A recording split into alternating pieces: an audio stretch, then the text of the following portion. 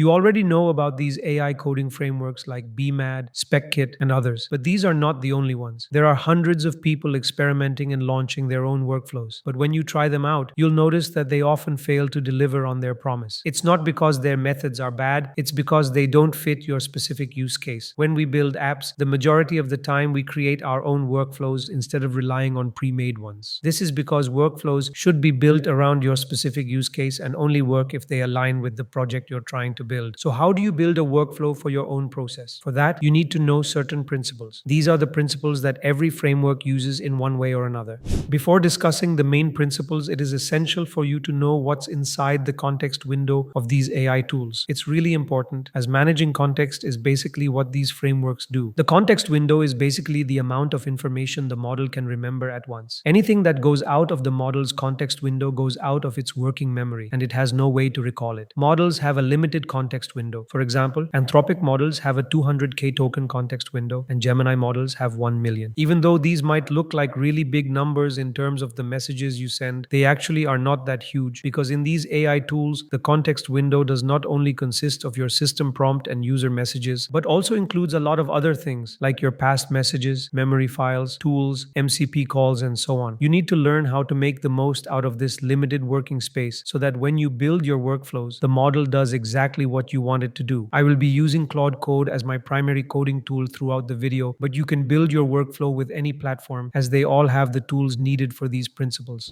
The most important principle and the key to any workflow design is progressive disclosure. That means revealing to the LLM only what matters and keeping the model's attention focused on what is actually needed right now, rather than filling the context window with everything it might need in the future. Now, more advanced models like Sonnet 4.5 have a context editing feature built right in, where they can understand what's noise and try to filter it out on their own, and they use grep commands to narrow down what you want. But that alone is not enough. When we give vague instructions, even these newer models load a lot of things that are not needed and pollute the window. Instead of asking Claude to fix the error in your backend, it is better to ask it to check the endpoints one by one rather than asking it to fix everything at once. The skills feature in Claude is now open source and all tools can use it. Skills are pretty much the embodiment of progressive disclosure. Their description provides just enough information for your AI coding platform to know when each skill should be used without loading everything into the context. A huge mistake people make is using MCPs for everything. You should only use MCPs when external data is required and use skills for everything else.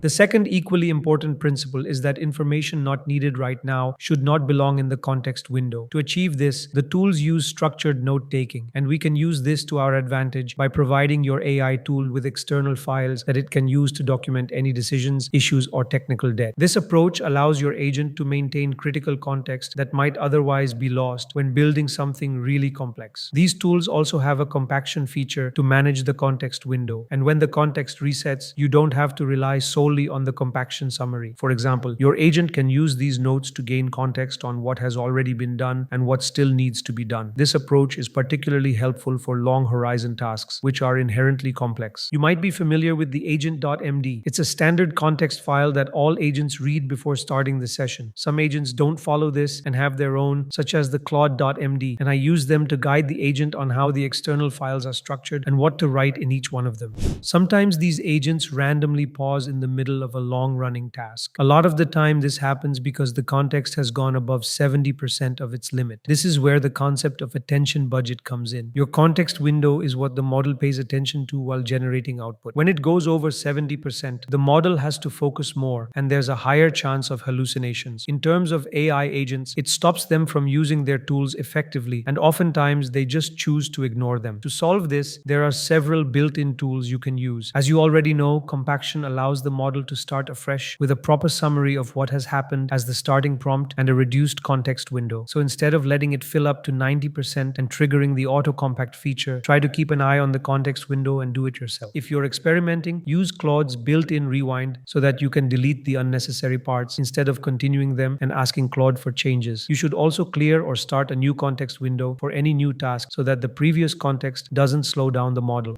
Another thing that stems from the principle of progressive disclosure is the ability of these agents to run tasks in the background without polluting the main context window. Sub-agents work in their own isolated context window and only report the output back to the main agent. This is particularly helpful when working on tasks that are isolated from each other because your main context window is protected from being bloated with the tool calls and searches that the subagent makes, ensuring the information remains in its dedicated working zone. Since these agents run in the background, you can continue interacting with your main agent and let it work on something that actually requires your attention. Whenever I want something researched, such as the rules of a new framework that I'm working with, I just use these sub-agents. This way, their tool calls and searches are isolated and they just return the answer to the main agent.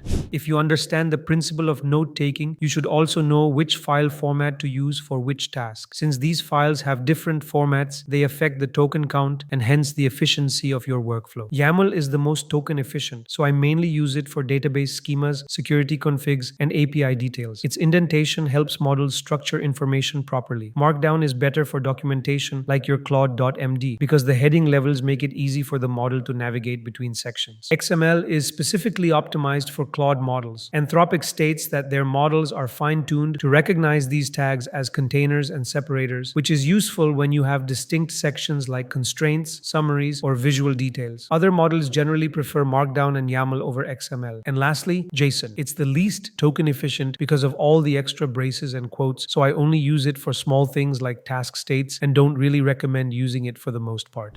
Git is one of the most basic things you're taught when starting programming. We've seen another trend with these context workflows in which people actually use the Git commit history as a reminder to the model of the progress that's been made, whether across the whole project or on a single task. Even if you don't want to use it to store progress, you should generally use these context engineering workflows in a Git initialized repository. Having a context engineering workflow means that you don't allow the model to do everything at once, but instead act on planned steps one by one. If at any stage you encounter a problem, Git lets you control which version to revert to and helps in evaluating which change is causing problems. People have also implemented parallelism with Git worktrees. I've also shown plenty of workflows where sub-agents work in dedicated worktrees for parallel work. Whatever workflow you end up making, there are always going to be cases where you end up repeating instructions for common procedures. A good example is how you ask the AI tools to do Git commits or update your documentation. In almost all of these AI tools, there are ways to reuse your most repeated prompts. I often use custom/commands in my own projects because they basically give Claude a reusable guide. For example, I often use a catch-up command that contains instructions on how I structure memory outside the context window, so Claude knows how to catch up with the project instead of reading every file. They are also good at enforcing structure. For my commits and documentation to follow a defined format, I use a commit/command that follows a specific structure for how it should write commit messages and what pre-commit checks it should make before committing. This way, the slash commands keep everything standardized, and I don't have to instruct Claude again and again to perform tasks the way I prefer.